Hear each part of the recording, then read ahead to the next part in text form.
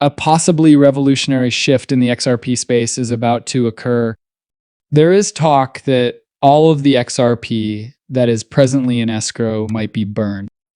Although the burn rate is now around 5,000 XRP per day or 1.825 million XRP a year, there is growing conjecture that this rate is rising.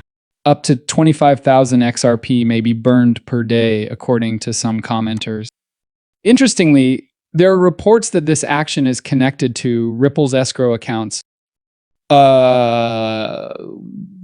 Former Ripple director's remarks suggesting that Ripple may carry out a one-time huge burn of all the XRP in escrow give the situation a more dramatic turn.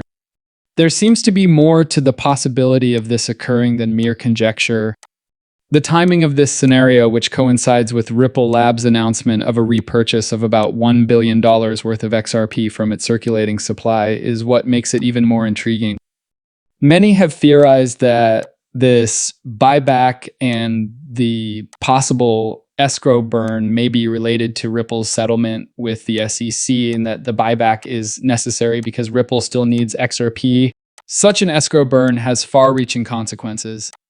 The value of XRP could soar to $10,000 per token if Ripple burned off all of its escrow. According to my analysis, a valuation of $10,000 per XRP may be necessary for Ripple Labs to continue operating and developing, especially given the increasing number of partnerships the company is forming and the need for XRP to sustain these agreements.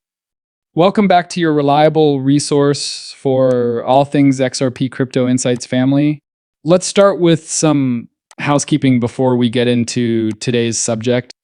We have an interesting one coming up. So please do me a tremendous favor and hit the like button, hit subscribe, and wait.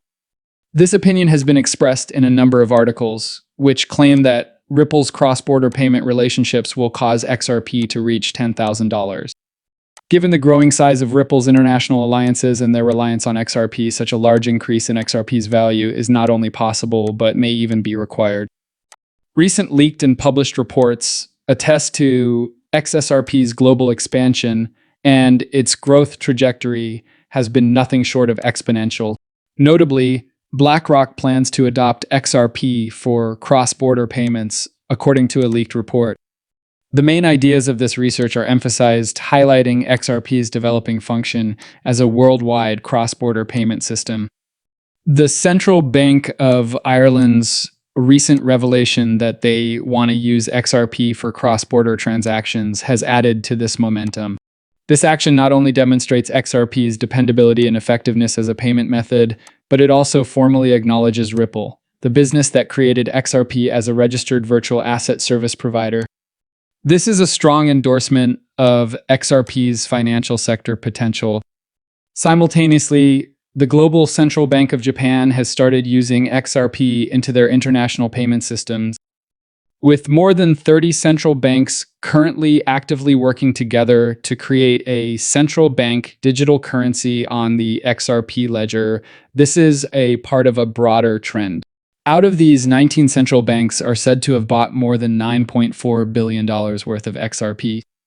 The FedNow Instant Payment Service's possible adoption of XRP is not even included in this number. The FedNow Instant Payment Platform is thinking about utilizing XRP to manage the blockchain component of its payment system, per information that has been leaked. This development demonstrates the increasing trust in XRP's technology and its applicability to contemporary financial applications.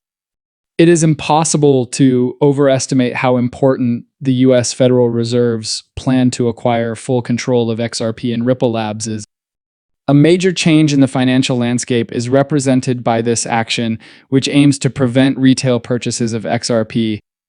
Instead of creating a conventional central bank digital currency, the Fed plans to take advantage of the Ripple system's efficiency, affordability, and environmental friendliness by using the XRP ledger and digital asset.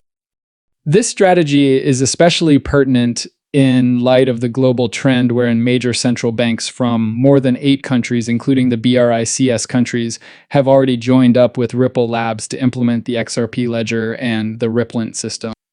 The Federal Reserve has openly said that XRP and XLM may play a significant role in the blockchain component of its FedNow payment system, underscoring their involvement in blockchain technology. One of their stories claims that the FedNow services partnership with Metal Blockchain to enable fast conversions between fiat and stablecoins is a big step in the direction of combining decentralized finance and traditional banking. At the moment, citizens can only make quick domestic payments using digital wallets for cryptocurrencies or third-party programs like Venmo and PayPal. Nonetheless, the FedNow system, which is still being developed, intends to incorporate cryptocurrencies into its structure. More than 120 businesses have joined this platform, including newcomers like Exchange Bank and U.S. Bank, as well as a number of payment processors and solution providers. With the possible incorporation of Ripple into the FedNow service, we are about to witness a major advancement in the field of digital finance. Among the fintech firms being evaluated for this project is Ripple, which is well known for its cutting-edge international payment systems and open-source distributed ledger technology. Also on the list of possible partners for the FedNow service is Stellar Lumens, XLM, which is well known for its blockchain-based payment network that enables faster and more affordable international transactions. This returns us to the two main points of our conversation: the possibility that XRP may soon hit $10,000 in value, as well as the possibility of widespread XRP burning from Ripple Labs escrow. The XRP digital asset will reach a major milestone as a result of these two interconnected elements.